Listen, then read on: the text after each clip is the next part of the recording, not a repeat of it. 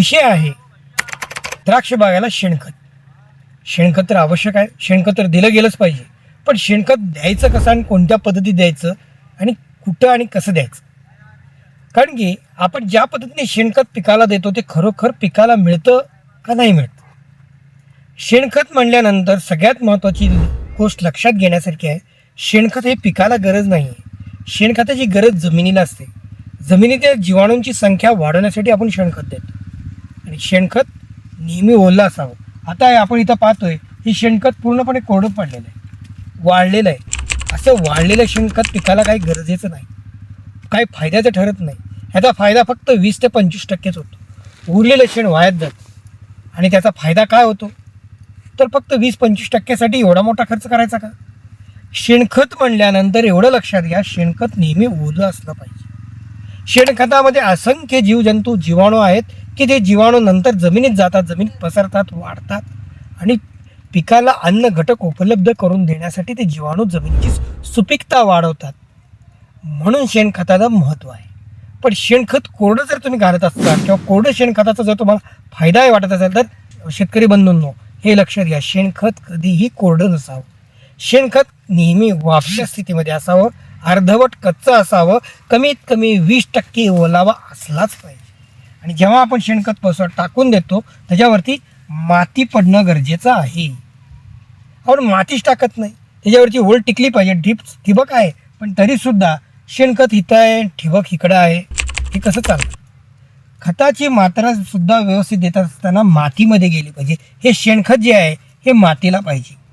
मातीचं जर आपण पाहिलं, ही सगळी जी माती आहे या मातीला भुसभुशीत करणं आणि मातीतली जीवाणूंची संख्या वाढवणं हे ह्या शेणाचं काम आहे. म्हणून शेणखत आणि माती दोन्ही मिसळलं गेलं पाहिजे. हे दोन्ही मिसळलं गेलं तरच त्याचा फायदा होतो. अन्यथा नुसतं शेणखत वरती टाकलंय, हवेनी उन्हानी कोरडं पडतंय, अशा शेणाचा काही पिकाला जमिनीला फायदा होत नाही.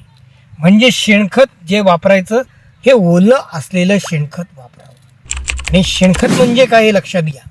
शेणखताची व्याख्या सरळ साधी सोपी आहे. अर्धवट कुजलेलं शेण म्हणजे शेणखत. म्हणजे 90 ते 120 दिवसामध्ये शेणखत तयार होतं. आपण वर्षभर खड्ड्यात ठेवतो आणि वर्षभरानंतर खड्डा काढतो आणि ते शेणखत म्हणून वापरतो. शेणाचा सगळा अंश संपलेला असतो. फक्त काळं झालेलं जे काळे शेणखत म्हणून आपण जे काळं सेंद्रिय खत जमिनीत टाकतो त्याचा विशेष फायदा काय होत नाही. शेणखत अर्धवट कुजलेलं असलं पाहिजे आणि ते 90 ते 120 दिवसामध्ये पूर्ण होतं आणि पुढच्या 120 ते 150 दिवसापर्यंत मातीत मिसळणं गरजेचं आहे. शेणखत वर टाकायचं नाही, मातीमध्ये मिसळावं किंवा माती खाली करावं. तिथं जीवाणू ते पसरतात, मातीत वाढतात. कारण की माती तिथं खाली ओल आहे आणि वरती सगळी कोरडी आहे. शेणखत कोरडं पडलं आहे आणि ह्याला ओलं होण्याचा अर्थ खाली उतरणार, तोपर्यंत शेणाचा बराच अंश संपलेला असतो. म्हणून शेतकरी मित्रांनो एवढं लक्षात ठेवा, तुम्ही शेणखत देताय ते ओलं असावं आणि ते माती आड केलेलं असावं. शेणखताच्या संदर्भात आपले काही प्रश्न असतील, काही आणखीन अडचणी असतील, या स्क्रीनवरती दिलेल्या नंबरवरती संपर्क करा, तुम्हाला सविस्तर माहिती मिळून जाईल. आपले काही आणखीन प्रश्न असतील आमच्या कमेंट बॉक्समध्ये सुद्धा तुम्ही प्रश्न विचारू शकता. त्या कमेंट बॉक्समध्ये प्रत्येक प्रश्नाचं उत्तर तुम्हाला समाधानकारक दिलं जाईल.